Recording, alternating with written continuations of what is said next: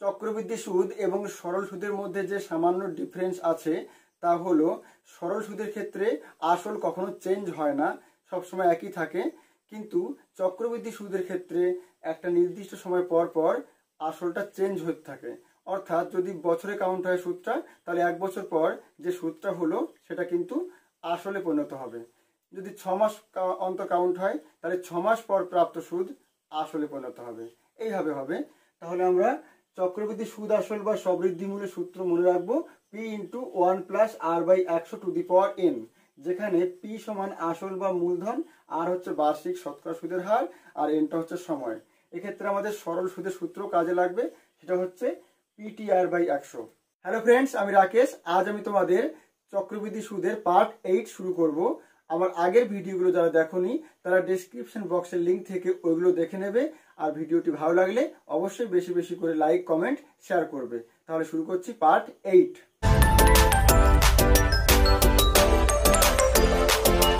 সুদ 6 মাস অন্তর দেওয়া হলে 1200 টাকার 10% হারে 1 বছরের চক্রবৃদ্ধি সুদ ও সরল সুদের পার্থক্য কত টাকা?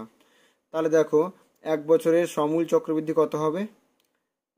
পি ইন্টু অর্থাৎ 1200 ইন্টু 1 প্লাস, এবার দেখো 1 বছরের সরল সুদ, 1 বছরে কিন্তু সুদের হার হচ্ছে 10%, তাহলে 6 মাস অন্তর দিচ্ছি। তাহলে বছরে 10 টাকা হলে 6 মাস হবে 5 টাকা, অর্থাৎ অর্ধেক হয়ে যাবে।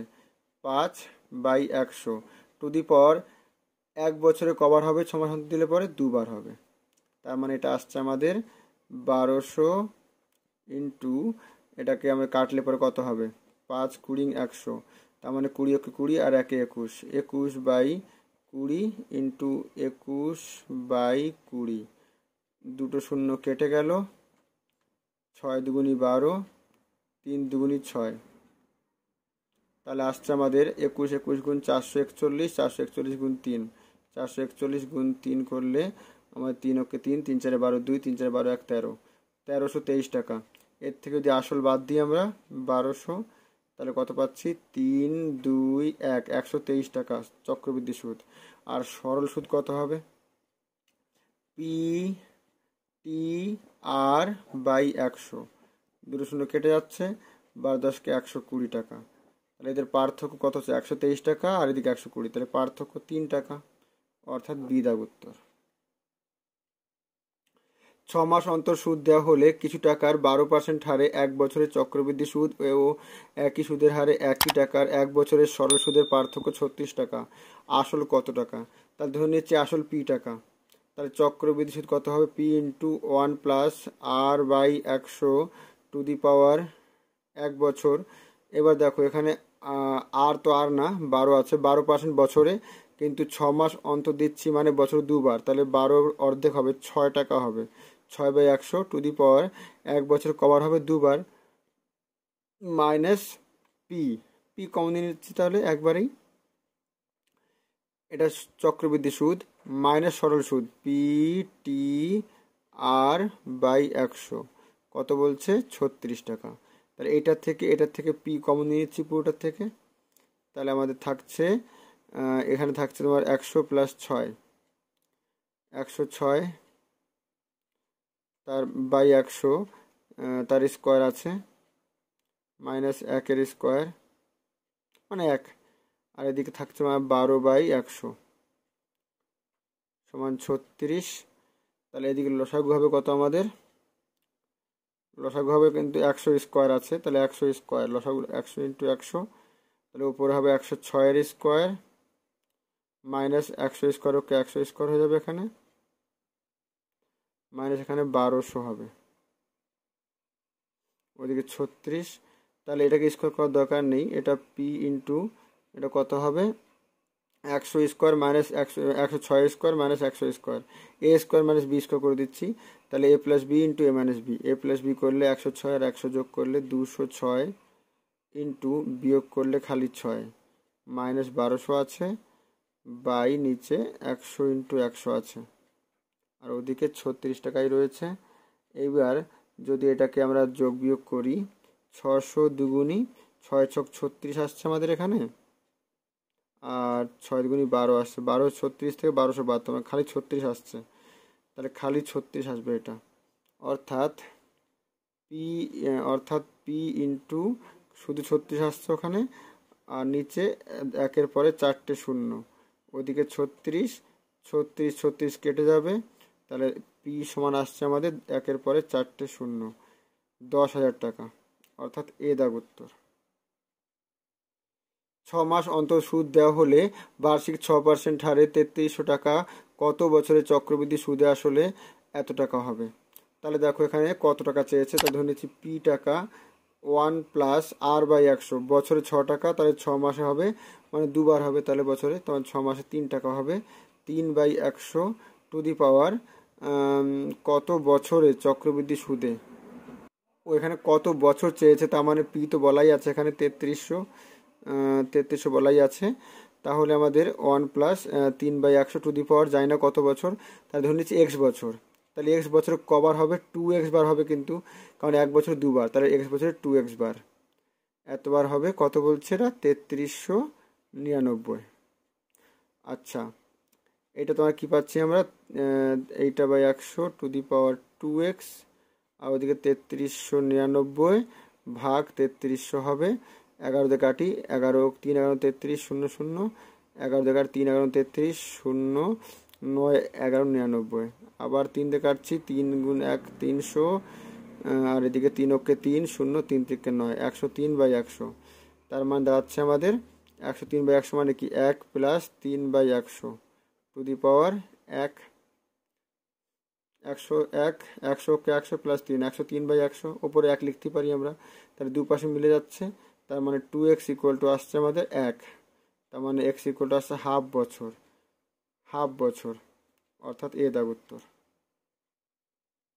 49, 400 টাকা চক্রবৃদ্ধি সুদে 2 বছরে 441 টাকা হয়, যদি সুদের হার 5% বৃদ্ধি পায় তবে সুদে আসলে কত টাকা হবে?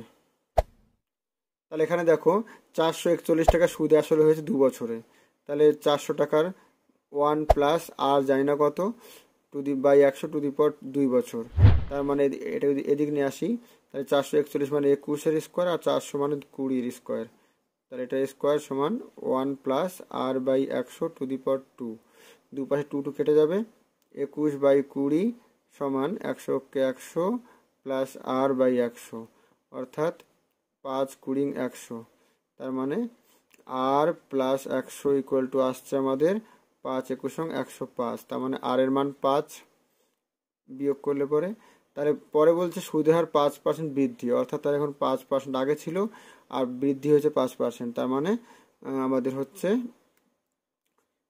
10%, তার 10% হয়ে গেছে এখন, তাহলে এই হারে সুদে আসলে কত টাকা হবে, সুদে আসলে কত টাকা হবে, তাহলে পি ইন্টু, তাহলে পি 400 টাকাই আছে, 1+10/100 টু দি পাওয়ার 2, 0 0 কেটে গেল, তাহলে 400 ইন্টু 10কে 10 আর 11, 11-এর স্কোয়ার 121, 10-এর স্কোয়ার 100, দুটো শূন্য কেটে যাচ্ছে, তার মানে 4 ইন্টু 121 484, এ দাগ উত্তর। কত টাকার 20% সুদের হার 2 বছরের চক্রবৃদ্ধি সুদ ও সরল সুদের পার্থক্য 48 টাকা হবে? কত টাকার, তা ধরে নিচ্ছি পি টাকা, তাহলে P into 1+r/100 two the power 2 minus P, এটা চক্রবৃদ্ধি সুদ, আর সরল সুদ কত, P into T into r/100, এটা সরল সুদ, এদের পার্থক্য মানে বিয়োগ ফল কত বলছে 48 টাকা, তাহলে এখান থেকে আমি 5×100, পি কমন নিয়ে নিচ্ছি সবার থেকে, তাহলে এখানে 5 ওকে 5 আর একে 6/5, তার স্কোয়ার আছে, মাইনাস 1 থাকবে এখানে, 5×100, অর্থাৎ 2/5 থাকছে এখানে, কারণ পি কমন নিয়েছি 48, তাহলে এদিকে লসাগু করলে কত হবে আসবে আমাদের, 5-এর স্কোয়ার আসতে, তাহলে 25 লসাগু, এদিকে 6 6 36 মাইনাস 25 ওকে 25 মাইনাস 5 2 10 হবে এটা 48, তাহলে পি ইন্টু 36 থেকে 35 বাদ, মানে 1/25 সমান 48, তাহলে পি ইকুয়াল টু 25×48, মানে 25, 48টা 25 আর 12 1200, তাহলে বি দাগ উত্তর। কোনো টাকা চক্রবৃদ্ধি সুদের হারে 3 বছরে 8 গুণ হয়, কত বছরে ওই টাকা 16 গুণ হবে? 3 বছরে 8 গুণ হচ্ছে, তো অর্থাৎ P into 1 plus R by 100⁻³ কত হচ্ছে 8 গুণ, অর্থাৎ 8p হচ্ছে, তার পি কেটে গেল। এবার 16 গুণ করতে হয়, তাহলে এখানে দেখো, আচ্ছা তার আগে আমরা আর এর মানটা বার করে নিই। তাহলে 1 প্লাস আর বাই 100⁻³ মানে 2 এর কিউব হবে, ওদিকে 2 দিয়ে কেটে যাচ্ছে, তাহলে 1 প্লাস আর বাই 100⁻1 সমান 2।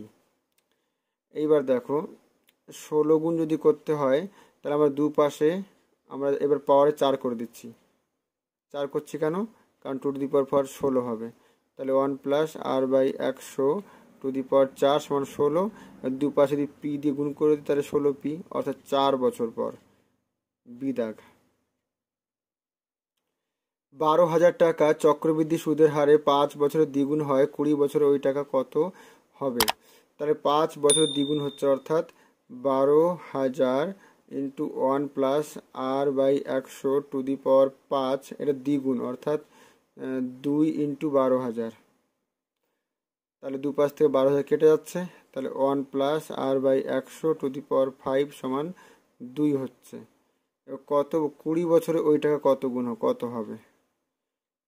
20 বছরে কত হবে? আচ্ছা এখানে যদি 20, তাহলে আচ্ছা এবার আমরা যদি দুপাশে পাওয়ার 4 করে দিই, তাহলে 1 প্লাস আর বাই 100⁵5⁴ করলে পরে 4 5 20 হবে, কারণ পাওয়ারে পরে গুণ হয়, তাই 2⁴ মানে 16 হবে। এবার দুপাশে যদি 12,000 দিয়ে গুণ করে দিই, তাহলে এদিকেও 12,000 হয়ে যাবে, অর্থাৎ 16 ইন্টু 12 করলে কত আসবে? 6 বারং 72, 2 হাতে 7, 12 কে 12 আর 7 19, 192,000। ডি।